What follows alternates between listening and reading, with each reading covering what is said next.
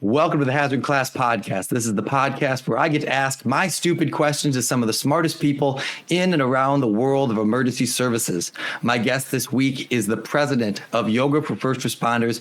He's a fire service veteran, mental health advocate, and author who recently released a book titled Everyday Stoicism for Public Safety. Today, it's my pleasure to chat with Mr. Eric Brenneman.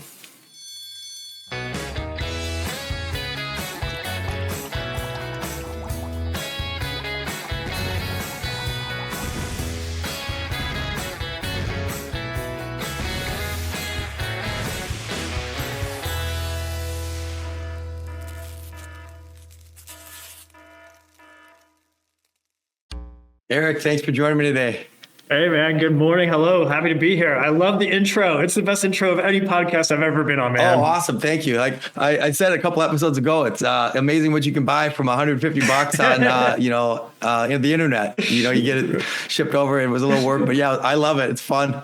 Right, listen, the internet can also be a dangerous spot. Let's be real. Oh, for sure. You can also get yourself in a lot of trouble with $150, Well, thank you for joining me today. I'm excited to kind of pick your brain and learn a bit more about what you're doing. But as is the format of the show, we always start with the wheel of stupid questions, which is just a reminder that asking questions is good. And if they're stupid, it's okay. Even if you point them at the right people, you can still get some pretty good answers. That's so we'll right. hop into it.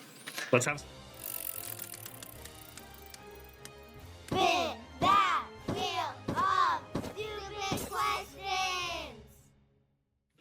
All right, let's spin the wheel and see what we get today. We're starting to get duplicates from the earlier episodes, which is kind of fun to compare and contrast them. Sure. Oh, this is a good one. This was a hot topic. How many holes does a straw have? Whoa.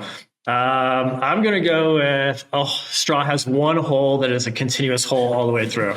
Okay, so this was the take of my last guest to have this one. And I'm fervently a two-hole person.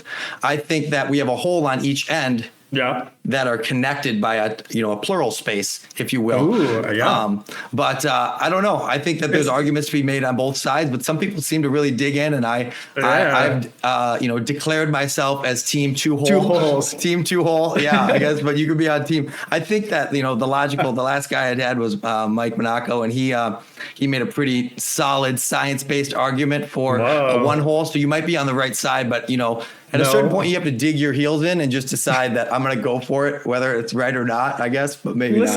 Listen, I've been in firehouse conversations, debates, we'll call them, where I literally threw coffee at somebody over like something stupid like this. Let's be real. Because no, it's got to be this way. Oh, absolutely. That's the birthplace of the wheel of stupid questions, is the idea that I've had so many stupid questions or so many stupid debates over the firehouse table where, people just dig in and all of a sudden this question that really shouldn't even ever been discussed is talked about for 8 hours, But that's one of the best things about the firehouses. Sometimes you just have time to talk about stuff that's not really worth talking about at all. Yeah, honestly, I've my last shift was about 7 years ago. We're coming up on my 7-year anniversary of stepping away from the fire service. And that is the thing I miss the most, honestly, is being able to sit around with the guys, talk, BS, laugh about nothing, and just kind of that informal therapy, quite frankly. It is bizarre how that culture is pretty universal in the fire service, despite like all these little subsects that exist that never actually interact with each other directly. It seems like the whole like sit around the table and BS and have these absolutely asinine conversations just exists. Yeah. And it's wonderful. It's fun. Yeah, I mean, I've got the guy I still text with that was very good at finding, shall we say, like phallic symbols in the world.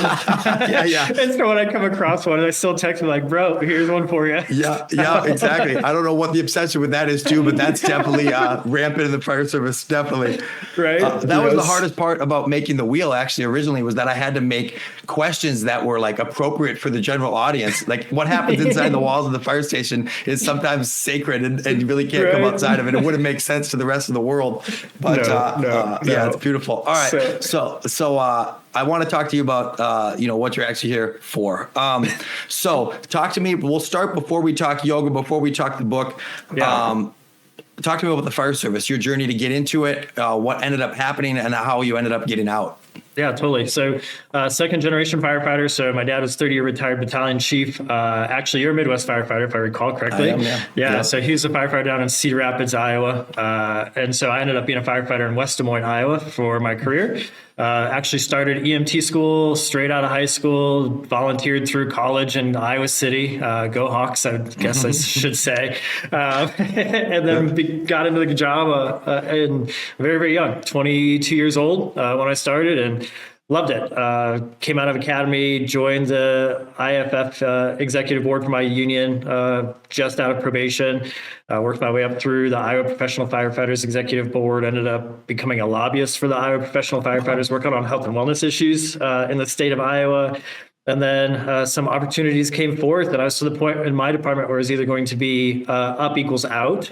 And so started looking for some opportunities, and life throws you some twists and turns and curveballs and whatnot, and found my way truly into the health and wellness space, working on the other side of the line where now I get to serve across the country rather than just in my organization, in my state. So that's a really quick synopsis of that journey. And then, my last shift was December 28th of 2017. And so we're coming up right up on it. And it's weird looking at back, man, because I left at the top of my game, 13 years on the job, was company officer at that point, not for any health and wellness reasons, not for any physical reasons, truly my choice.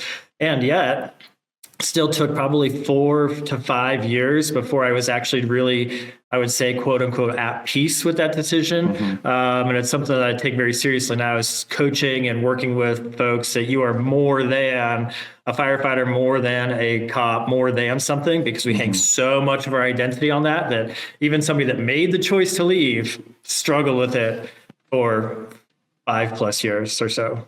Yeah, absolutely. I can't imagine, it's obviously you did it for great and noble reasons, and now you're still involved with the community. You're still doing all these things to benefit the community. But it must have been a gut wrenching decision to leave the firehouse table, leave those conversations, because from what I've heard, granted I'm still inside of the world, but from what I've heard, when you exit, there's always something different. Even when you're still invited back to the table, sitting at the table still feels just a little bit different than it did when you were actually inside the world. And if I'm being honest, I'm appreciative of people like you that make a decision to benefit the fire service as a whole, especially having the background, coming from it and understanding the actual day to day. It's a noble decision to try to reach a broader audience. So I appreciate that. Yeah, I appreciate it. And so then tell me this: how do you go from I'm going to do health and wellness advocacy to yoga? Yeah, great question. So I had never touched yoga before in my life. My training chief actually brought yoga for first responders into my agency on a mandated basis. And once we started to realize, and having worked, I was on my peer support team. I was on like I said, doing the lobby stuff. And a lot of that is great. And it's not taking away from any of those programs. And let's be real, most folks don't ever use EAP because they all think it's BS or it's going to get back to the chief or whatever it is. But I really got tired of being reactive when it comes to health and wellness and public safety. I mean, a lot of the things that we do are waiting for our guys to get jammed up and then putting things into play like, oh, you should go to counseling. Oh, you should go to therapy. Oh, you should go to rehab. Oh, you should go to the center of excellence. Oh, you should go to whatever it is after bad stuff already happens.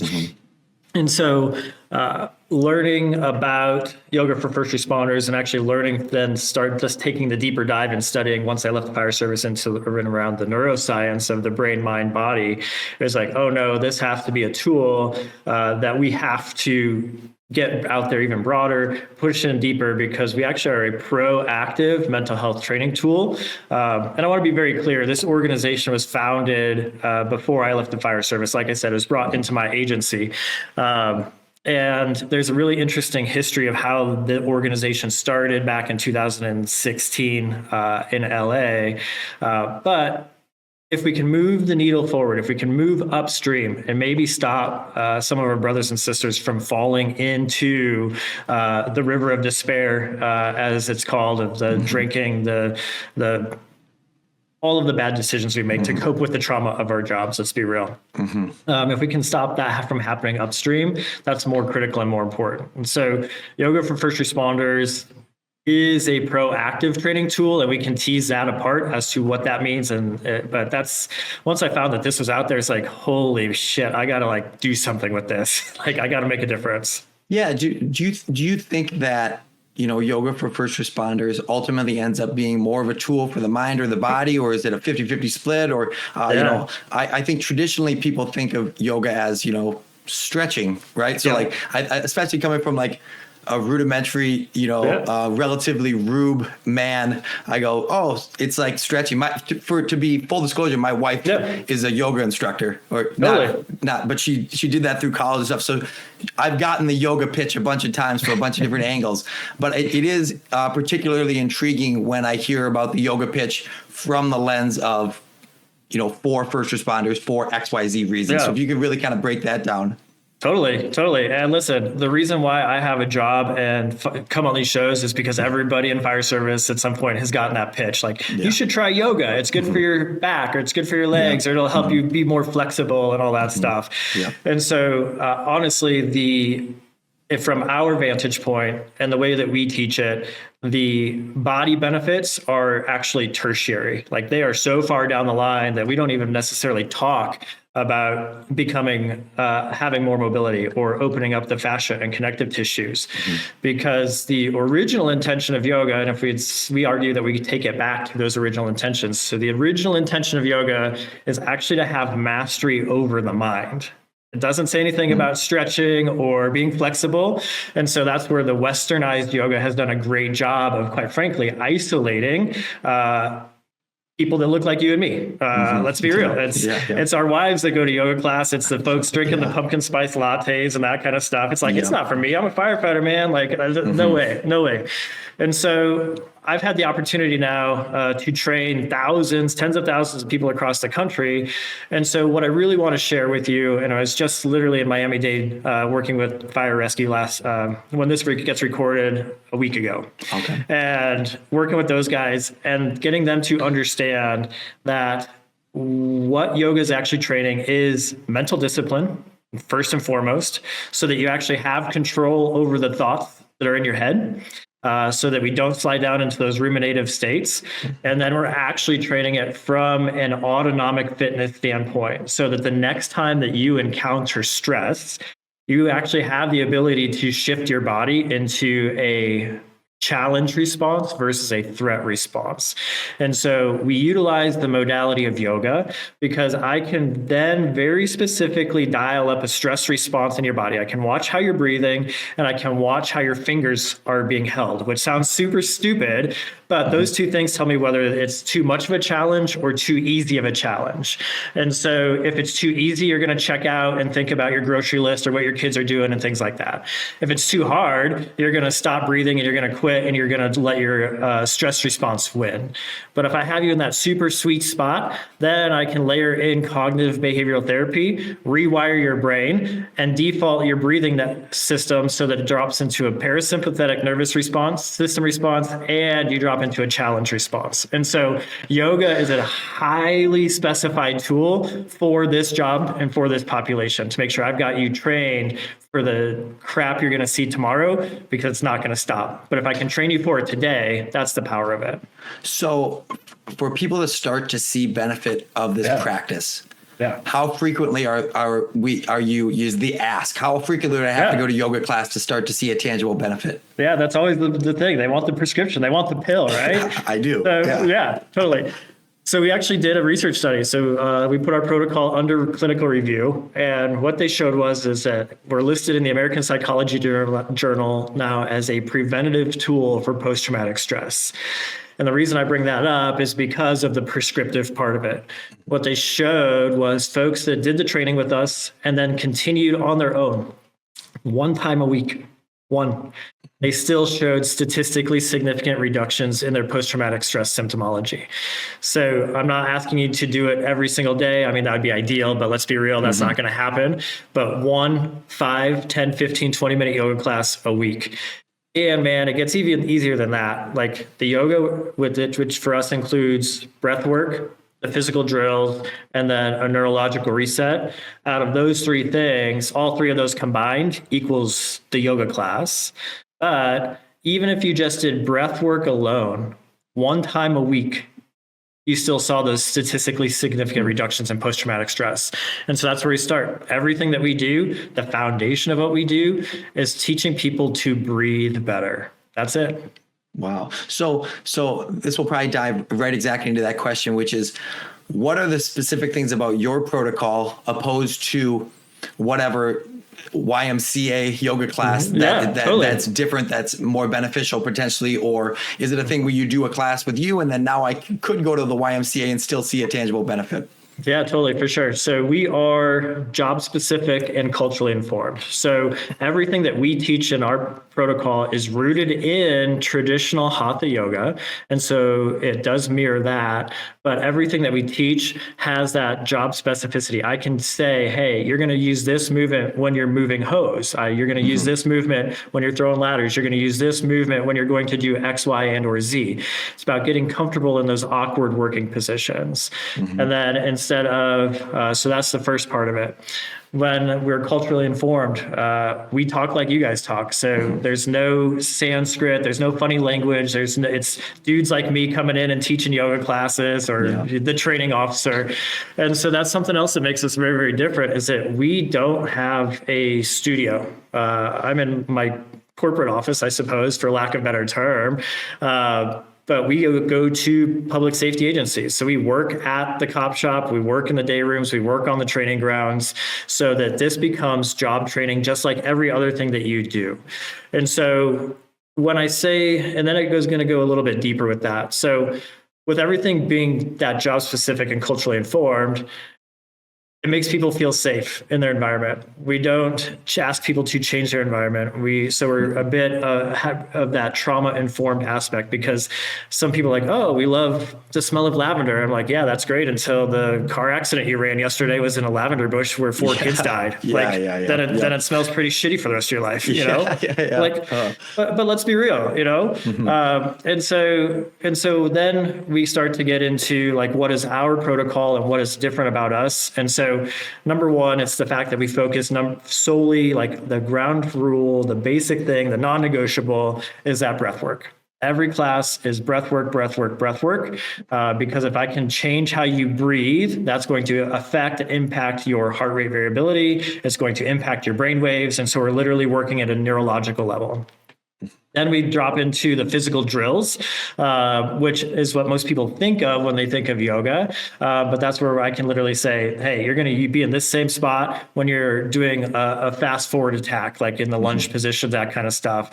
And opening up those hips, opening up the knees, opening up the low back and shoulders from wearing our packs and things like that.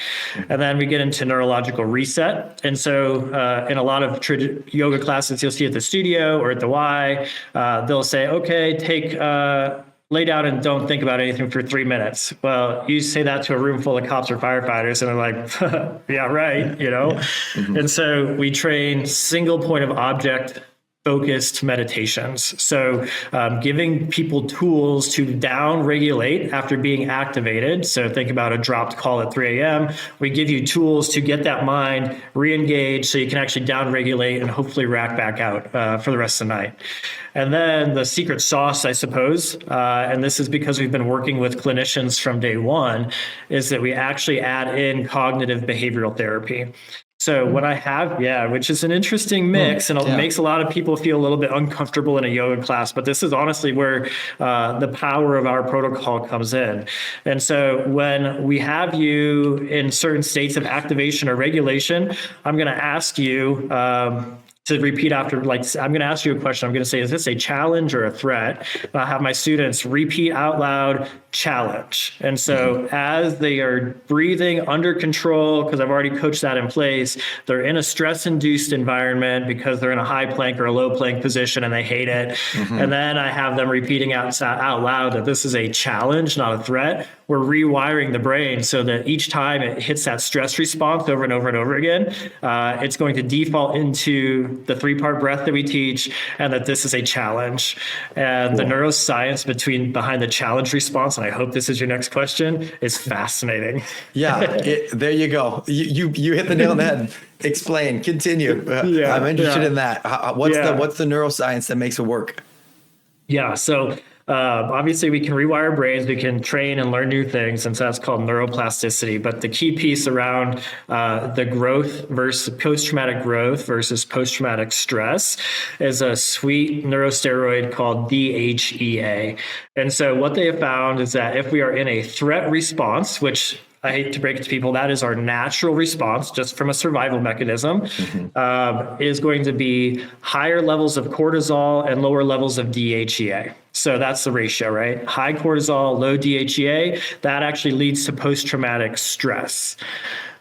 If we can flip the perception of the moment and say, okay, that was real shitty, that was not a great situation, this is a challenge, I can overcome this, you can actually increase your levels of DHEA. And so now you have higher levels of DHEA than cortisol in that stressful event. And they actually have shown that pushes towards post-traumatic growth.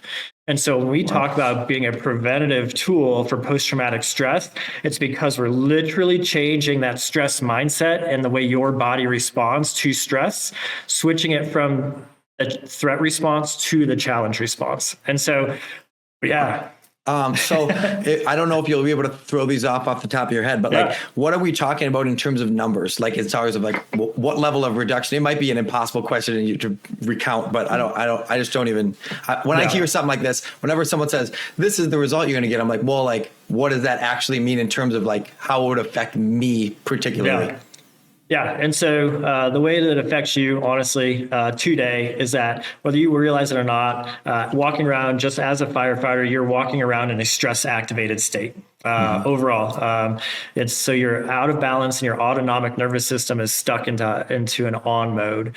And so we're not very good at slowing down. We're not very good at just even sitting and watching a movie. We're not very good at just like letting our mind be still. And so those are all trauma responses. And so if we can start to see and shift that perception around that, hey, this job is a challenge. I can actually grow from all of the stuff that I see and I deal with. Even the worst of it, it's still a challenge to me and to my body and to my nervous system. You can actually grow and become stronger from it and thrive from it. So reducing our numbers of the statistics from strains and sprains, because we're tight. We reduce our statistics of alcoholism. We just found out there's a great anecdotal evidence actually at a major tier 1 police department in your area, just a little bit south, just a little bit what would be east of you. Okay, there we go. They had our program in place on a mandated basis for 2 or 3 years. And then because of lack of funding, they cut the program. And so what they actually saw is when, and this is anecdotal, I'm not saying this is causational, but because it is in this American Psychology Journal now as a preventative tool for post-traumatic stress, they actually saw their suicide rate decrease. They cut the program and they've seen their suicide rate go back up. Wow, so I'm not going to say that it's causational, more correlational, but yeah, because of what we've been able to publish in the literature, there is something to it. So let's talk about like what the actual program is in terms of like what your product offering is. I assume you're not only coming to teach, but you're probably also making instructors too. Is that correct? Yeah, so we do have at this point, I think we've trained over 900 people across the country to be our instructors. We are a certification, just like an EMT certification or paramedic certification. So folks have to maintain like CEUs and that kind of stuff as a professional certification. And so at this point, we have just under 200 instructors across the country that are like certified, active teaching in departments across the country. So they can go out, they can do in-service trainings. They're teaching embedded within their agencies. Our main HQ staff, as we call them, we go and travel and we do in-service trainings and we do instructor schools that we call them. We do train the trainers, where we train you folks to teach it back within your agencies. So that's what we were doing with Miami-Dade earlier this month. Other product offerings. So obviously in person is always going to be the gold standard. I think we all realize that, but there's also 37,000 fire departments across the country. And there's a lot of firefighters. And so just from the human capacity standpoint, we need to be able to reach people in other fashions. So we've launched digital tools as well. So we have apps on the phone at $4 a month, so cheaper than the monster that you're going to go buy at the 7-Eleven in 20 minutes per month for these tools. And then we actually have a course platform that has our 6-week research study course on it, our 16-week research study course on it, courses taught by leading researchers on the neurobiology of stress and trauma and public safety. And that's a platform that we offer to agencies and individuals as well. So there's lots of ways to interface and interact with us. But podcasts and messaging and literally getting rid of the misconception that yoga is about stretching is the number one thing that we do. Of course. Yeah. And it's been enlightening for me just here in this last few minutes. So while I have you, I want to also talk about the book, but I want to start before we talk about the book. I want to just talk about stoicism in general. So obviously following your Instagram and stuff, this is the thing you're passionate about. Tell me about why stoicism, what benefit it brings to you and what benefit you think it offers others. Yeah. So, in this job, we got to make sense of the chaos of it at some point. So you hear a lot of folks that unfortunately turn away from religion or that it's not for me and that kind of stuff. And I was honestly one of those guys. And so I was like, man, how do I make chaos of this world? It doesn't make sense and that kind of stuff. And so my senior guy at the point, he and I just started talking about that there's got to be more. There's got to be more. There's got to be something to help us understand this kind of stuff. And it's just sitting around the fire drinking whiskey. Let's be real. Yeah. And so we started talking about like Marcus Aurelius because of the movie Gladiator, more than likely, you know, because that's how guys our age get introduced to this stuff. They're like, I wonder who that guy was and what that's all about. And so then start to dive into the fact that like, oh no, there's powerful teachings on basically changing your mindset around traumatic events in your life, about that life is hard. And then all of a sudden you start to read Marcus Aurelius's meditations and you're like, man, this guy is like a war general from 2,000 years ago, and he's literally living similar lived experiences that I'm living today. And you're like, wait a minute, this is crazy. And then you hear folks in the popular media talking about it. One of my favorites that talks about it pretty openly is General James Mattis, Mad Dog Mattis, and he carries around a book of meditations with him everywhere he goes, you know. And so the senior guy and I bought the book of meditations. We're like, hey, let's read it. Let's kind of talk about it and share back and forth what our thoughts are. And so it kind of became that kind of study, that initial study of just two dudes in the backyard drinking whiskey talking about stoicism. But when you start to learn about the true tenets of that philosophy, it is not a religion. Like that's just the first and foremost thing is I actually really see it as an adjacent to. So if you're a believer in other philosophies or other religious systems, it's not saying believe in this God, believe in this deity, anything like that, but rather like life sucks. It's hard. Here's some thoughts on how you can get through it. So then talk to me about your decision to write your own book on it and like what that process looked like and how you kind of catered it, you know, more towards public safety, obviously, as it seems you've done. Yeah. So just in my day-to-day studies, I'd read a passage and be like, holy cow, like this is something that like resonates so strongly with public first responders. And so I just take notes. And especially like being a company officer, you're always trying to instill that leadership into your guys and that kind of stuff on down. And so I just literally like start to take notes, just jot notes like, okay, that's a powerful sentiment. What can my guys take from that? And just wrote a paragraph about it and just kind of worked back and forth like that over the course of years until I had a bunch of just random thoughts on paper from trying to translate this back to daily teachings to the firehouse. And then I was like, you know what? This could actually be a pretty damn good book. Like it could, maybe there's somebody else that could read it. I can share it further and farther. And so tried to organize all of those chaotic notes and thoughts into a cohesive book, which was a terrible experience. I won't lie. Because it's like, man, this is a mess. This is not going well. And then about a year ago at this point, got a book coach. Like anything in life, if it means something to you, you're going to find somebody to coach you and or guide you through it. And most importantly, hold you accountable to actually get the thing done, like to do it. Yeah. And so that's what she did. And she helped guide the process of getting all of those crazy random pages organized into something cohesive and just sitting still, sitting down and actually bringing it all together for the world to see. And man, I'll tell you what, writing a book is not for the weak though, because now it's out there and it's about like, the feedback's been great. The feedback has been extremely positive, but there's that little mental monkey up there that's just running circles like, am I good enough? Do I have a story to share? Like, are people going to judge me and that kind of stuff? And at some point you just have to say, I don't care. I think it's valuable, and push it out. Yeah, and that's great for that. It's cool. I mean, the idea of just being able to say you're an author, you've written this book, and it's a big accomplishment, right? It's a thing that's really awesome. So with that, what are the goals? When you think about, like, not only for the book but for you, the organization? What are the goals that you're hoping to achieve through these things? Yeah. So big lofty goals. So with the book, I'll start there because it's easier. I always tell people when they buy it, like, it's a short book. It's not like the world's longest book. It's only 120 pages, but remember the audience it's written for. A thought a day, so to speak, to work your way through. But I tell people when they buy it, I'm like, I just honestly hope that you find one nugget that you can take away, that you can hold tightly and be like, that's going to go through my mind over and over and over again. And then share it. Like, it's cheap enough, it's accessible enough, like it's $10 on Amazon, so I'm not making any money on it. So it's really just about getting it out into people's hands. So I tell people, like, once you're done with this, give it away, give it to the next guy down the line, so that they can go and learn and study from it. So that's the goal with the book. It's just getting it out there for people to learn about. As far as yoga for first responders, like, honestly, man, the goal is huge. The goal is huge. Like, I want this tool in the hands of every single firefighter and every single cop, dispatcher, EMS provider across the United States, like, at some level. And even if it's as easy as our tactical breathwork postcard, like, I have a training tool that's a literal postcard that breaks down different breathing techniques and when you would use them.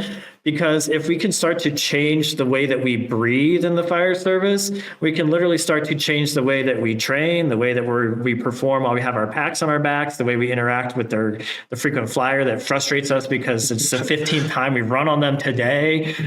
Where we feel like we're part of the system. Our management is down our throats. They're not approving our time off, or they're running us on 72 hours straight overtime. So, I mean, there's so many times that we just need to literally stop and take a breath. And we've trained ourselves to do that. But now if we can train ourselves the proper way to take a breath so it actually does something to our physiological response, that's the goal. That's the goal. And as a nonprofit, I'm super excited to say that obviously we're not profit driven. We don't have venture capitals. We're not driven by quarterly earnings reports and things like that. And so the tools that we offer are extremely high value at low or no cost to public safety.